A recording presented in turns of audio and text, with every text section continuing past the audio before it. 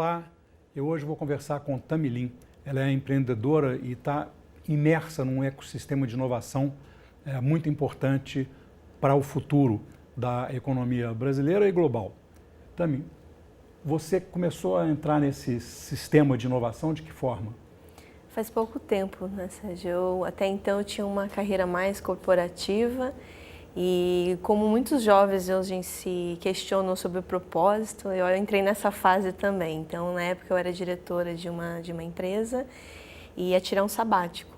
E aí nesse período entre essa reflexão foi quando eu realmente encontrei o empreendedorismo como um presente. Tive a oportunidade de receber convite de alguns investidores e tive essa liberdade de poder propor um novo modelo de negócio. Então foi assim que eu entrei e aí foi começando a contratar o primeiro desenvolvedor, o primeiro designer, assim que eu entrei. E a gente está num processo grande de mudança, né, de muitas transformações no mundo, e o Brasil não fica fora desse processo, embora a gente esteja um pouco atrasado, né? Mas essa área na qual você entrou, você começou criando o MUBI, né, que é um sistema de car sharing, né, de pessoa para pessoa. Pessoa para pessoa, de aluguel de automóvel, né, particular. E esse setor automotivo é um setor basicamente de homem, né? É um setor dominado pelos homens. É difícil você encontrar mulheres, a não ser fazendo propaganda, né, como outdoors para venda de automóvel e raramente, em alguns casos, no jornalismo especializado, né? Mas é um mercado de homens, né? Aí você entra, e isso você é mulher, né? Você entra na área exatamente de inovação, que é uma área muito difícil para mulher ou não. Eu não diria, talvez acho que se a gente pensar toda a minha trajetória, né, profissional, quase todas as áreas em que eu trabalhei realmente eram assim, uma quantidade maior de homens, seja em telefonia, em consultoria. Então acho que isso é uma evolução, pelo que eu percebo, até histórica, né, da oportunidade das mulheres poderem ter acesso ao ensino superior e a entrada ao mercado de trabalho em diversas áreas, né? Então acho que é um pouco recente isso, principalmente na área de programação a gente vê uma tendência muito recente. Eu não diria que houve uma dificuldade, né? Eu acho que eu estudei administração, fui fazer um MBA fora e de alguma maneira eu tive essa oportunidade de me conectar com a inovação desde lá no Vale do Silício. Então, para mim, foi sempre um pouco de uma maneira fácil conversar com engenheiros, conversar com pessoas de áreas mais técnicas. Então, talvez essa minha facilidade permitiu que eu conseguisse ali me aventurar e estar empreendendo pela primeira vez. Então, em princípio, eu nunca vi assim, uma dificuldade, mas realmente é uma minoria. Se a gente for pensar mulheres empreendendo na área de tecnologia, realmente é ainda uma minoria. Mas eu não vejo isso como uma oportunidade, né? Eu espero que mais mulheres realmente se encontrem na área de empreendedorismo e na área de inovação. Também, né, Tami? Porque essa transformação coloca no centro das mudanças as mudanças científicas e tecnológicas, né? Vai ser, de fato, provavelmente uma sociedade, essa nova que está surgindo aí, muito dominada pela ciência, pela tecnologia, né? A ideia de uma economia do conhecimento, uma sociedade do conhecimento. E, portanto, as oportunidades vão estar mesmo nesse setor. Quer dizer, as mulheres barradas na festa da ciência, elas vão ficar de fora do processo de progresso mesmo, né? E você acha que não tem uma barreira de credibilidade também? Você nunca sentiu assim, uma certa desconfiança porque você está falando de coisas técnicas e você não é homem? Não, acho que quanto a isso não. Talvez eu não vou me arriscar de falar, eu não sou programadora, então eu não vou.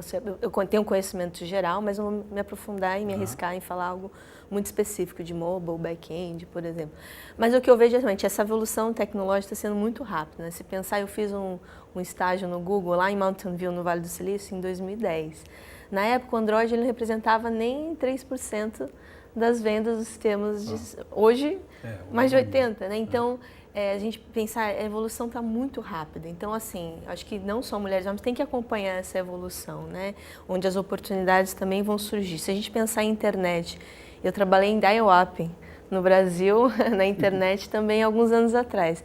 Então, se a gente for pensar, né, e eu lembro que em 2011, voltando ao Brasil, foi quando começaram a surgir os aplicativos, né, de táxi, etc. E aí você tinha a internet por R$1 o dia.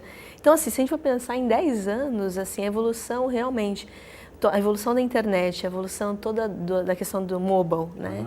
do acesso a tudo via celular, isso é muito recente. Não existiam aplicativos quase em 2010. Então, se a gente for pensar, eu acho que as oportunidades de trabalho, elas realmente cada vez mais vão existir para pessoas que tiverem skills técnicos nessa área tecnológica. E aí, tanto homens como mulheres vão ficar para trás, eu acho, se eles não realmente estudarem. Foi bom você falar dessa coisa da velocidade, né, Tami? Porque realmente é muito vertiginosa essa mudança, né? E isso significa que, na verdade, você também tem que mudar muito, né? As pessoas têm que mudar muito rapidamente, se adaptar a essas mudanças nos ecossistemas aí, de negócios, de tecnologia, de ciência, né? Como é que é isso? Você sente essa pressão da velocidade? Sem dúvida. Eu acho que eu não poderia estar hoje empreendendo na área de tecnologia se eu não estivesse me reinventando, né? Então, nos últimos 2 anos, eu tenho me transformado até em relação a valores. Porque eu trabalho hoje, o meu time tem pessoas com metade da minha idade, né? Então, recrutar pessoas dessa geração millennial, já preciso, para poder trabalhar com eles, eu não posso ser a Tami que era de 10 anos atrás, né, 15 anos atrás. Então, eu sou a geração X, né, e eu vejo como eu preciso me reinventar. Então, acho que essa reinvenção, ela vem dessa questão de a gente trabalhar com propósito. Então, você está muito realizado no que você faz, naturalmente você vai atrair esses jovens que também estão em busca, né, de um trabalho por propósito. E eu acho que, além disso, é entender essas questões de equilíbrio, né, como eu acho que os jovens hoje vão trabalhar até a expectativa de vida, né, está mais perto de quem nasce hoje de 100 anos, significa que aquele modelo que você trabalha para curtir a vida depois de aposentar, ele está falido. Então, os jovens, eu vejo que eles não querem mais trabalhar por trabalhar, eles querem trabalhar com algo que equilibre muito com a qualidade de vida, com o que eles gostem de fazer. Então, tudo isso faz com que eu tenha que me reinventar, né? A maneira de trabalho, horário flexível, né, que a gente tem que oferecer hoje em dia, é um ambiente bacana de trabalho, que é mais uma extensão da casa do que aquela separação casa-ambiente corporativo. Você tem que prover realmente, hoje em dia, um ambiente muito, muito bom, né? Uma cultura boa, para que as pessoas realmente fiquem, né? Além disso, mesmo, né, tentando dizer, a gente vê que a rotatividade é muito alta, né? Porque a gente está disputando não só o Brasil, mas fora do Brasil, a mão de obra qualificada. Também, né? Por causa da globalização. Já perdi 2 para a Alemanha, por exemplo. E o incentivo para reaprender o tempo todo, né? E aí, você, ao entrar nisso, você entrou também num ecossistema de inovação, né? E passou a ser uma preocupação sua também, essa questão das condições mais propícias para inovar e para criar e enfrentar esse colapso dos modelos tradicionais de negócios, né? E entrar em coisas mais disruptivas que rompem com os padrões tradicionais. Conta um pouco, você inclusive esteve visitando ecossistemas em Israel, nos países nórdicos, né? Como é que eles se comparam, por exemplo, com o de São Paulo, que você está lá nele, vivendo o dia a dia dele? Claro. Eu estou há pouco tempo, mas eu já vejo assim, estou muito feliz de estar participando do ecossistema de São Paulo, que eu acho que ele já está muito avançado, comparando com até outros países, né? Hoje, quando a gente pensa, obviamente, Israel, no Vale do Silício, eles estão um pouco mais envolvidos em relação aos elementos que as pessoas geralmente comparam, né? Que é governo, atuação do governo, atuação das universidades, das multinacionais, do funding, que seriam os investidores, e os empreendedores. Além disso, alguns dizem que existe até a cultura empreendedora, que é o que, por exemplo, Israel se destaca, porque como eles estão sempre à beira de não ter uma terra, eles já não tem aquela questão de ser aversos aos riscos, né? Eles já têm isso embutido. Então, isso é uma barreira, obviamente, para uma cultura brasileira, né? Que a gente tem isso um pouco, talvez, a vencer. E não ter o medo do fracasso também, que é algo que a gente ouve falar muito. Mas eu acho que o São Paulo a gente já vê esses pilares de funding muitos evoluídos, quase todos os fundos internacionais estão aqui. Já uma geração de empreendedores muito preparada, né, cada vez mais. Ainda não temos, como nos Estados Unidos, os Serial Entrepreneurs, ou em Israel, que você tem pessoas que já fizeram 3 IPOs nos Estados Unidos. A gente talvez não tenha ainda essa camada. É um levantamento de recursos através da abertura de capital, né? Exato. Então a gente não vê isso, mas a gente vê começando essa geração de empreendedores já mais velhos, até realmente iniciando startups, né? E universidades, a gente vê também que você tem várias universidades no Brasil muito bem próximas a esses ecossistemas, contribuindo ou com centros de pesquisa ou com a formação dos empreendedores, né?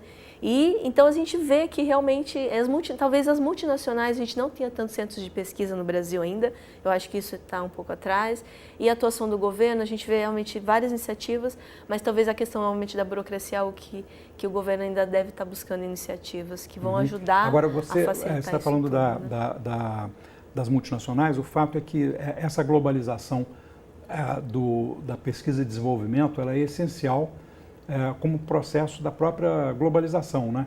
É muito difícil continuar esse modelo tradicional em que a empresa faz a parte de pesquisa e desenvolvimento no seu país de origem e subcontrata a execução para fora, né? Chega um momento em que precisa de desenvolver e aí a gente tem que ter capacitação para isso, né? Sem dúvida, eu acho que ao início dessas startups de tecnologia, elas vêm inclusive eu acho que elas foram iniciadas inclusive pela redução das barreiras de entrada de inovação. Então, por exemplo, você poder criar uma infraestrutura na nuvem, hoje qualquer empreendedor pode fazer a baixo custo. Antigamente você tinha que comprar servidores. Então, tudo isso está permitindo que a inovação ela seja mais disseminada e não fique só centralizada em empresas que têm um capital inicial muito alto, né?